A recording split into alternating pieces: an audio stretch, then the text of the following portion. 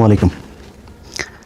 মির্জা আব্বাস ভাই অসুস্থ এবং সে অসুস্থতার কারণে অনেকেই সোশ্যাল মিডিয়াতে বিভিন্ন জায়গাতেই দেখলাম, বিশেষ করে সম্ভবত যারা বিএনপির ভাই বোনেরা আছেন তারা বোধহয় বেশিরভাগ এইসব লেখাগুলো লিখছেন যে নাসিরউদ্দিন পাটোয়ারি হচ্ছে গিয়ে এই মির্জা আব্বাসের অসুস্থতার জন্য কারণ। আপনাদেরকে জ্ঞাতার্থে বলে রাখি যে মির্জা আব্বাস 2026 সালের 12ই ফেব্রুয়ারি যে নির্বাচনটা হয়েছে সেই নির্বাচনে উনি জনগণের ভোটে এমপি হন নাই। এটা ভাই আপনারা যারা আওয়ামী লীগের মতো গায়ের জোরে যদি কথা বলেন সেটা অন্য হিসাব, কিন্তু যদি যুক্তি আর বাস্তবতার প্রেক্ষিতে কথা বলেন তাহলে মির্জা আব্বাস যে ফেল করেছে সেটা আপনি নিজেও জানেন। আওয়ামী লীগের অনেক ভাই এই দিন একজনের সাথে কথা হচ্ছিল, উনি সম্প্রতি বাংলাদেশ থেকে এসেছেন, আওয়ামী লীগের সমর্থন করেন বা সে আবার আমারও পছন্দ করে ইন্ডিয়ার কারণে। তো উনি আমার বললেন যে বলতেছে ভাই কোন এমপি, আচ্ছা রহমত আলী না রহমতুল্লাহ, যে রহমত আলী বোধহয়, যে বাড্ডার ওই দিকের যে এমপি ছিল আওয়ামী লীগের, এর বউ নাকি আবার খুব ভালো মানুষ। হ্যাঁ, বউটা সে ভোট দিতে গিয়েছে, পরের দিন দেখে তার বউয়ের ভোটটাও বউ দিতে পারে নাই, ভোট আরেকজন দিয়ে দিয়েছে, মানে রাতের ভোটের, যেটা 2018 সালে। তো এই লোক সে এরকম এক ভোট কেন্দ্রে সে সারা রাত ভোট মেরেছে। তো এসে তারপরে সে বললো যে ভাই এই ব্যাপার, ভোট কিন্তু এইভাবে হয়েছে, আপনারা যেটা বলেন এটা একদম অযৌক্তিক না। তো এটা কিন্তু আওয়ামী লীগের লোক সবচেয়ে ভালো জানে যে রাতে ভোটটা যে হয়েছে। আজকে বিএনপি 2026 সালের 12ই ফেব্রুয়ারি নির্বাচনে কি করেছে এটা বিএনপি পৃথিবীর সবচাইতে ভালো জানে, কিভাবে কি হয়েছে, কোন জায়গায় কাকে ঠকায় কাকে জিতানো হইলো কি, এগুলো সবকিছু ওনারা আমাদের চাইতে ভালো জানে, স্বীকার করবে না, এটাই হচ্ছে গিয়ে পার্থক্য।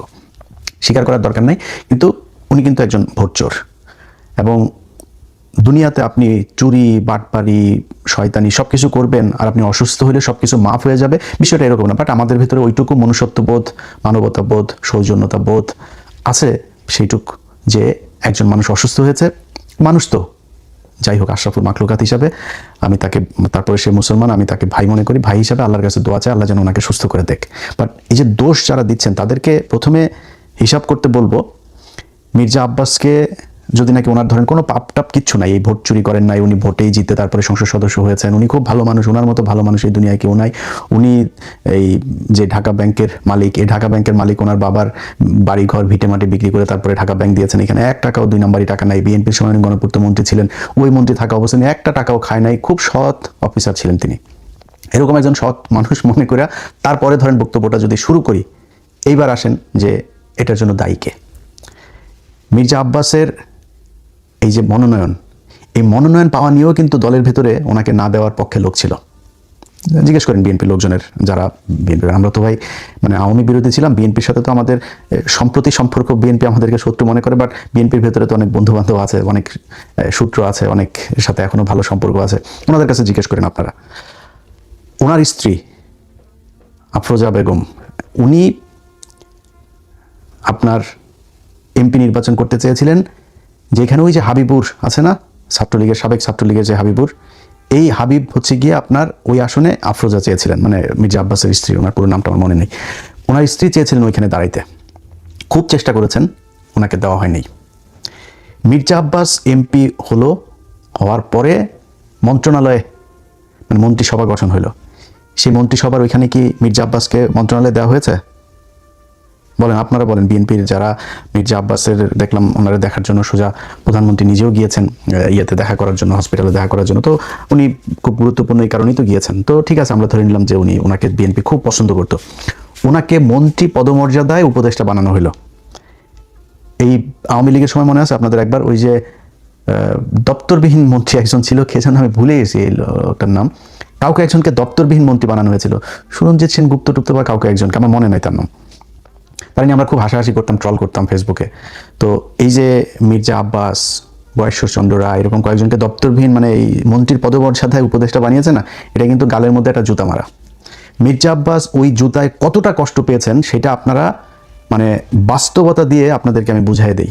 আপনাদের মনে আছে বয়েশ্বরচন্দ্র রায় এই উপদেষ্টা বানানোর পরের দিন একটা বক্তব্য দিয়েছিল, মনে আছে আপনাদের? পৃথিবীতে যতদিন বেঁচে থাকবে কোনোদিন বয়েশ্বরচন্দ্র রায় মন্ত্রী হবেন না। উনি নিজে বলেছেন আমি কোনোদিন মন্ত্রী হব না যতদিন পৃথিবীতে বেঁচে থাকব। কত কষ্ট পেলে তারপরে একজন মানুষ এই কথা বলতে। আপনার কি মনে হয় না মির্জা আব্বাসও একই রকম কষ্ট পেয়েছে? মির্জা আব্বাসও পেয়েছে। অতএব মির্জা আব্বাসের যদি নাকি এই কষ্ট, এই ব্রেনের উপরে যে চাপ, এই চাপ যদি কেউ দিয়ে থাকে সেটা বিএনপি দিয়েছে, নাসিরউদ্দিন পাটোয়ারি দেয়নি। এখন তারপরে আপনারা ধরেন তর্কের খাতিরে যদি তর্ক করতে যান, নাসিরউদ্দিন পাটোয়ারিকে এখন অনেকেই বলছেন মামলা টামলা করবেন, ওনার বিরুদ্ধে কথাবার্তা বলছেন। নাসিরউদ্দিন পাটোয়ারির জায়গায় যদি নাকি মির্জা আব্বাসকে হারানো হইতো, নাসিরউদ্দিন পাটোয়ারি এখনো পর্যন্ত তো জীবিত আছে, সুস্থ আছে, ওরে পিটাই মেরে ফেলতো বিএনপির লোকজন। মনে আছে আপনাদের? মির্জা আব্বাসের বউ নিজে চলে গিয়েছে আপনার কেন্দ্রে, নিজে কেন্দ্রে গিয়ে, সে ভিডিও দেখেছেন আপনারা? নিজে গিয়া, একজন বউ তো, ক্যান্ডিডেটের বউ তো এইভাবে যায় ভোট গণনা করতে পারে না, তাই না? তার এখানে ঢোকারই এখতিয়ার ছিল না, সে সেখানে গিয়েছে, গিয়ে তারপরে সেটা নিয়ে আপনারা সোশ্যাল মিডিয়া, নিউজ, পত্রিকা, টেলিভিশন সব জায়গায় দেখেছেন এই খবর। কেন গিয়েছিলেন? ভোট চুরি করতে গিয়েছেন। আপনি ভোট চোরের বউ, আপনি ভোট চোর। যদি বলেন যে নাসিরউদ্দিন পাটোয়ারির কারণেই সে মারা গিয়েছে, নাসিরউদ্দিন পাটোয়ারির কারণেই সেটা হয়েছে, নাসিরউদ্দিন পাটোয়ারির এইটুক দায়িত্ব নিয়ে নেওয়া উচিত। মারা গেলে মারা গেছে, আমার কথা যদি সে এরকম অবস্থা হয়, হয়েছে, আমি সত্য কথা বলছি, আমি ভোটে আমারে জোর করে তারা চুরি করে জিতাইছে, এই জন্য করা হয়েছে। এই নাসিরউদ্দিন পাটোয়ারি সহ জামাত ইসলাম, এই যে আজকে পর্যন্ত চুপ করে আছে না, এই জামাত ইসলাম, ওই যে ওয়াকার বলেছিল বুকে পাথর বেঁধে তারপরে হাসিনাকে সে দেশ থেকে বের করেছে, এই জামাত ইসলাম বুকে পাথর বেঁধে তারপরে এই 12 তারিখে নির্বাচনটা মেনে নিয়েছে। কারণ জামাত ইসলামকে বলা হয়েছিল, শুধু এক জায়গা থেকে না, আপনাদেরকে বললাম না, এটা জামাতের কেন্দ্রীয় নেতাদের সাথে যাদের পরিচয় আছে তারা জিজ্ঞেস করে নিয়েন যে কোন কোন জায়গা থেকে, দেশের ভেতর বাহির, উত্তরপাড়া, দক্ষিণপাড়া, বিভিন্ন জায়গা থেকে কোন কোন জায়গা থেকে তাদেরকে বারবার ওয়ার্নিং দেওয়া হয়েছে। জামাত কিন্তু চেয়েছিল প্রতিবাদ করতে, রাস্তায় নেমে যেতে চেয়েছিল, এটা নিয়ে ব্যাপক গ্যাঞ্জাম তাদের করার লোকও ছিল, প্রস্তুতিও ছিল, তারা করতেও ছিল, বাট তাদেরকে বারবার করা হয়েছে যে না, কোনো কিছু করা যাবে না। তারা করে নাই। তারা কিন্তু এই দেশের কথা চিন্তা করে, দেশটা গৃহযুদ্ধ বেঁধে যাবে, দেশে একটা খারাপ পরিস্থিতি তৈরি হবে, আওয়ামী লীগ, ইন্ডিয়া তারা সুযোগ নেবে, তারা নিজেদের ক্ষমতায় দাওয়ার চাইতে দেশের যে রাজনৈতিক পরিবেশ, এই পরিবেশটাকে তারা শান্ত রাখতে চেয়েছে, এই জন্য তারা ওই দিন গ্যাঞ্জাম করে নেই। আপনার মনে হয় না যে জামাতের এইটুকু ক্ষমতা আছে? এবং আপনারা বলে রাখি, জামাত ইসলামের যদি নাকি মাঠের নামে পিটাপিটি করতে আসেন না, বিএনপি আপনারা পিটাপিটি করে পারবেন না ওদের সাথে। অনেক বড় বড় কথাবার্তা বলতে পারেন। ওই যে ছাত্রলীগ, আওয়ামী লীগের লোকজন মনে আছে, বিধবা নারীদের মতো জামাই মারা গেলে যেমন অসহায় হয়ে যায় না, ছাত্রলীগ, যুবলীগ, পুলিশ প্রশাসন ছাড়া ওইরকম আমরা ওদের বিধবা বলে খাপাইতাম, সবসময় পুলিশের পেছনে থেকে তারা বিশাল মাস্তানি করতো। আজ কোথায় রে বাবা তোরা? তোদের পুলিশ বাপ নাই, আর সেনাবাহিনীর বাপেরা নাই, আজকে তোরা কোথায়? রাস্তায় আয়, আজকে তো রাস্তায় যাইতে পারিস না। তোর মারে খেদানোর পরে যখন বুঝছিস সরকার ক্ষমতায় নাই, 3 মিনিটের মধ্যে সারা দেশ থেকে তোরা উধাও হয়ে গেলি। এইরকম আন্ডা বাচ্চা সহ পৃথিবীর ইতিহাসে কোনোদিন এরকম হয়নি। তোরা এখনো দেখা হইলে তারপরে বড় বড় কথাবার্তা করে, আশপাশের থেকে দেয়, এই আপনার আওয়াজ দেয় যে রাজাকার। তো রাজাকার আমি তো প্রাউডলি বলি রে বেটা, আমি রাজাকার, আমার বাপ রাজাকার, আমি আর আমার আব্বা দুইজনে মিলে তোদের মাদেরকে নিয়ে পাকিস্তানি দিয়ে আসতাম। এটা তো আমি নিজে বলি, স্বীকার করি। আমি কি বলদ? তোর বলদ মনে হয় আমারে? আমি ঠকবো কেন? আমি আর আমার বাবা দুজন মিলে পাকিস্তান ক্যাম্পে দিয়ে আসতাম, মানে কি তোদের মাদের বোনদেরকে, মেয়েদেরকে দিয়ে আসতাম। তাহলে এখন পাকিস্তানের বীজ হলি কারা? তোরা। তো তোরা রাজাকার বলে আমি তো প্রাউড ফিল করি। তুই আমার যেটা বলে খেপাইতে চাই, ওটা আমি খেপি না। কি হবে? তুই রাজাকার বলবে, আমি তোরা বলবো তোর মা তো বিয়ে ছাড়া মোদের সাথে যায় শুইতেছে, তোরা তো ওইটা আনতে পারিস না, তোদের মারে তোদের আপারে আন, এটা তো আনতে পারিস না। তো এটা বলে ওনারা করতে চায়। যাই হোক, সেই রাজাকার টাজাকারের ওই আলাপে গেলে আবার অনেক অন্যদিকে চলে যাবে। তো এখন এই মির্জা আব্বাসের বিষয়ে যদি নাকি এখন মনে করেন জামাত ইসলাম মাঠে ওই দিন খারাপ কাজ করতো, তাহলে দেশের পরিস্থিতিটা খারাপ হইতো। বিএনপি হইলে এই ধৈর্য জীবনও দেখাইতো না। হেরে তারপরে বিএনপি জিতে আজকে করছে, ক্ষমতায় আছে, ভোটে হেরে। শোনেন, যেই সব জায়গায় 3000, 4000, 5000 এরকম হয়েছে 57টা না 54টা আসনে। আপনার মনে, তারেক রহমান প্রধানমন্ত্রী, সেই প্রধানমন্ত্রী খালেদুজ্জামান ভাইয়ের কাছে জিতেছে হচ্ছে 5000 ভোটে। এটা আপনার বিশ্বাস হয়? আপনি কাউন্ট করেন প্রথম দিকের কেন্দ্রগুলোর ফলাফল, আর শেষে একই সাথে 17টা কেন্দ্রের ফলাফল দিয়ে দেওয়া হইলো। কেন? ওগুলিতে সব করাতে তারেক রহমান আগায়, সব করাতে। আর প্রথমে যেগুলো ইন্ডিভিজুয়ালি কেন্দ্রগুলো করা হইলো, সব করাতে খালেদুজ্জামান ভাই আগায়। এটা আপনাদের বিশ্বাস হয়? তো কেমনে হয়েছেন, কেমনে ক্ষমতায় গেছেন, সমস্যা নাই, কোনো সমস্যা নেই। তারপরেও তারেক রহমান এখন পর্যন্ত সোফার যা কিছু করছে খারাপ লাগছে না। খালি একটাই অনুরোধ থাকবে, আওয়ামী লীগ আর ইন্ডিয়ারে নিয়ে আসেন। আর কোনো জায়গায় কোনো কিছুতে কোনো আপত্তি নাই, কোনো কষ্ট নাই, কোনো অভিযোগ নাই, কিচ্ছু থাকবে না। শুধু আওয়ামী লীগ আর ইন্ডিয়ার ব্যাপারে আমরা কিন্তু এখনো দেখছি, যদি মনে হয় বা দেখি যে আওয়ামী লীগ এবং ইন্ডিয়াকে আপনারা আবার ফেরি করতে যাচ্ছেন, তাহলে কিন্তু সেই আওয়ামী লীগের সাথে যেরকম বিদ্রোহ করেছিলাম, ওই বিদ্রোহ কিন্তু আবার শুরু হবে। আমরা তো এখনো দেখছি। এবং এখন পর্যন্ত যেটা বললাম, যে এটা আবার বলাতে আবার আমাদের অনেক লোকজন আবার করে, ভাই ইলিয়াস ভাই আপনি বিএনপি ক্ষমতায় আসছে দেখে মনে হয় চামচামি শুরু করলেন বিএনপির পক্ষে। ভাই এই পরীক্ষা গত 10 বছর ধরে দিচ্ছে, এটা নতুন করে পরীক্ষা দেন, সামনেও দেখবেন। তারেক রহমান যদি ইন্ডিয়ার কাছে যদি বিক্রি না হয়, আমার কোনো সমস্যা নেই। তবে সামনে নির্বাচনে গেলে আবারও দাঁড়িপাল্লার পক্ষে ভোট চাবো, এটা আপনাদের বলে রাখি। কারণ বিএনপির চাইতে জামাতকে যদি আপনি আমার কম্পেয়ার করতে বলেন, তাহলে আমার কাছে মনে হয় জামাতের লোকজন বেশি অনেস্ট, জামাতের লোকজনের চিন্তা ভাবনা, আমি একজন মুসলমান হিসাবে তাদের যেই চিন্তা ভাবনা পলিসি সেগুলো আমি পছন্দ করি, সেই কারণে আমি তাদের পক্ষেই করব। বাট একদম বিএনপির বিরুদ্ধে কোনো তর্ক বিতর্ক, বিএনপির বিরুদ্ধে একদম ঢালাও ভাব এগুলো আমরা করব না যদি ইন্ডিয়ার বিরুদ্ধে। বাট যদি যায়, আমারে যদি ভাই মাথার মধ্যে আপনি পিস্তলও ধরেন, কোনো লাভ হবে না। আমি এটারে একদম আমার জীবন থাকতে সর্বোচ্চ এটার বিরুদ্ধে আমি যুদ্ধ করে যাব। তো এখন ধরেন এই মির্জা আব্বাসের বিষয়টা দিয়ে শেষ করি, যে মির্জা আব্বাস ভাইয়ের মতো যারা যারা এখন রাজনীতিবিদ আছেন, এই মির্জা আব্বাস ভাইদের মতো মানে তারা যদি নাকি দুনিয়ায় থাকা অবস্থায় বা সুস্থ থাকা অবস্থায় যদি আকাম কুকাম করেন, আর অসুস্থ হবেন আর মারা যাওয়ার পরে আপনাদের নিয়ে দুনিয়ার সবাই ভালো কথা বলবে, এই আশাটা করেন না। এটা আপনাদের আগেই বলে রাখলাম।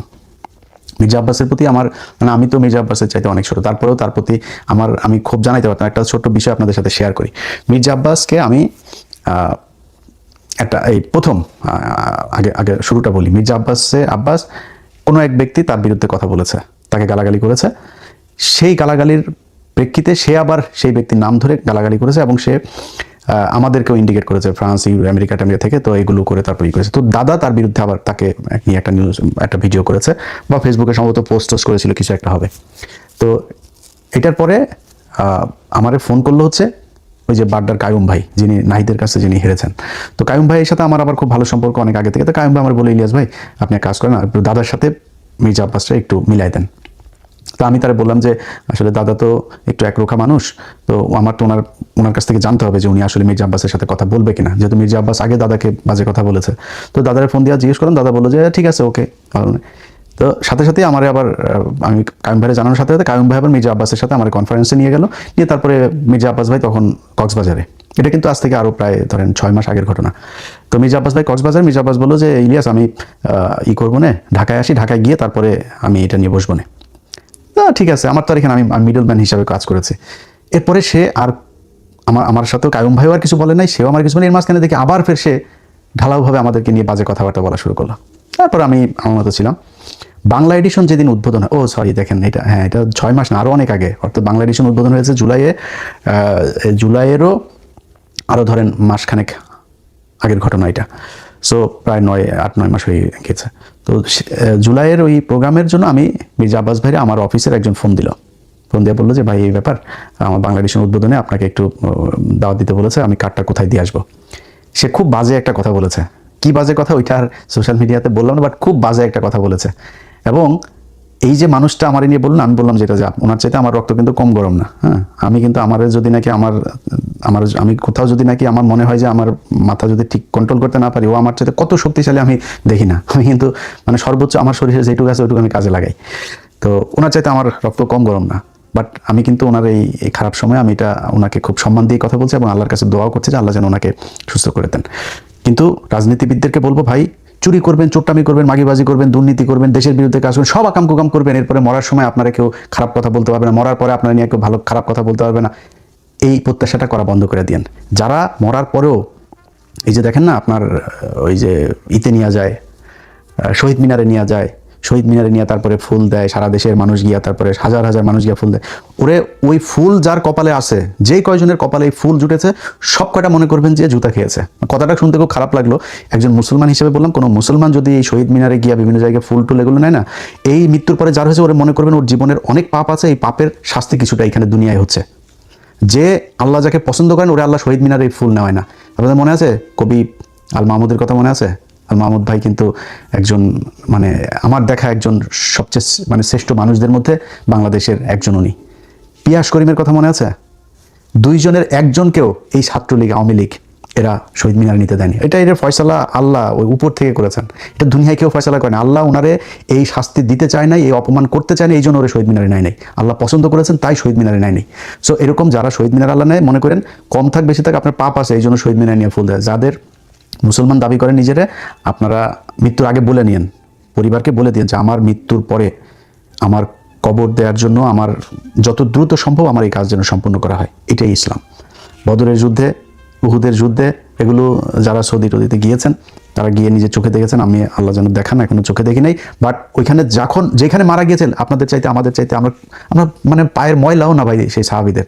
বদরের যুদ্ধে যারা মারা গিয়েছে, উহুদের যুদ্ধে